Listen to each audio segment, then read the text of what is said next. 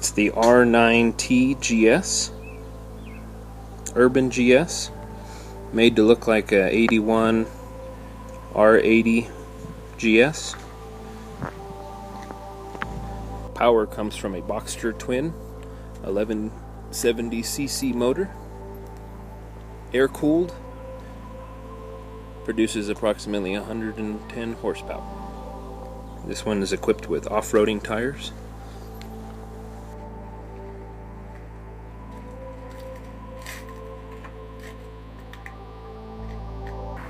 Getting on the R9T Urban GS, you're a little higher off the ground than a standard R9T or a Urban Scrambler or the Pure, and that's because it's got a little bit of a higher shock in the back here and in the front. And so your seating on this Urban GS is a little on the hard side. But then again, it's not meant for long distance touring. It's really meant for dirt, a little bit of dirt, more street around town. Now over here, there's also a stability for dampener for the steering, which is kind of interesting since it's an off-roading geared motorcycle. But you can also take the turns and twisties pretty nice in this. But it feels pretty good, sort of in between.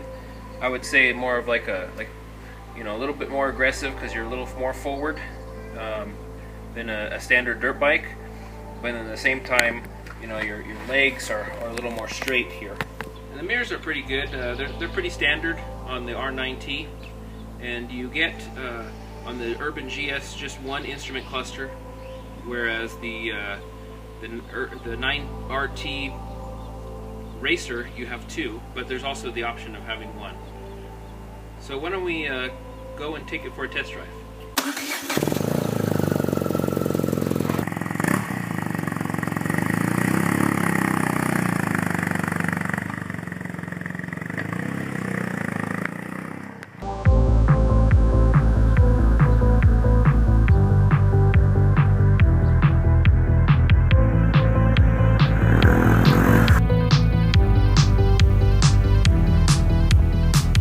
The Urban GS has some pretty good pickup off the bat from the air-cooled 170cc motor. Power delivery is pretty linear, and the handlebars feel pretty strange, sort of tilted inwards a bit. Nothing too crazy, just a bit different. I've ridden over 50 motorcycles, and I do have to say I haven't felt dynamics like this in any other bike. The driving stance is similar to a Kawasaki Z1000, but the motor feels comfortable riding cruiser style.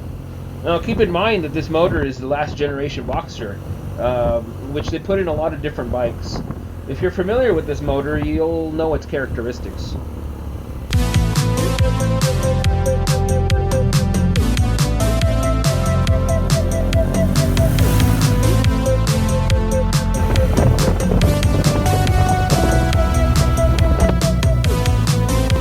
Now I'm getting a little more into the country roads. And, the enduro tires I have on this bike, doesn't exactly inspire confidence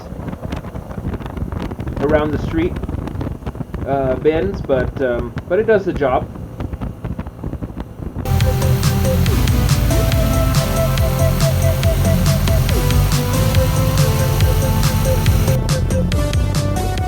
Yeah, the power band is great on this bike.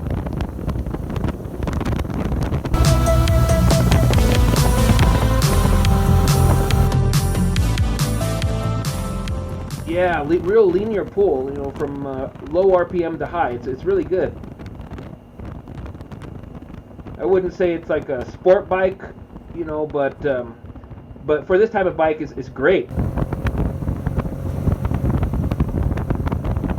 I see a trail up ahead. Let's see how this bike does off-road.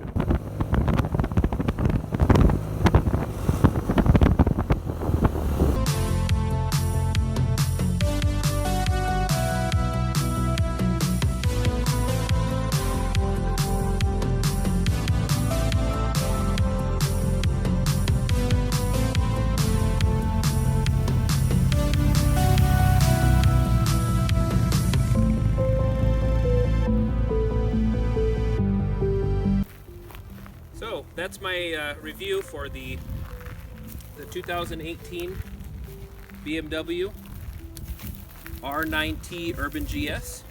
As you can see, it's quite off-road capable, but it's also very on-road capable. It's a pretty good bike. If you're going to plan on driving long distances, hundreds of miles a day, you might want to consider getting a different seat. Riding position is pretty good, but you know, there's no wind protection. So if you're going to drive hundreds of miles and you're wanting the creature comforts, you're going to want that. There's also probably going to be some accessories, some luggage racks, which I would recommend, possibly some bags. But you know, it's all arounder. This bike is a pretty good bike, and I would say I would recommend it over the other Heritage models as well. It's about the same price, I think it's about $14,400. But I think the most expensive one is the regular R9T, and then the Racer is the next. But I would recommend this one over the Racer, because the Racer, of course, is more for racing.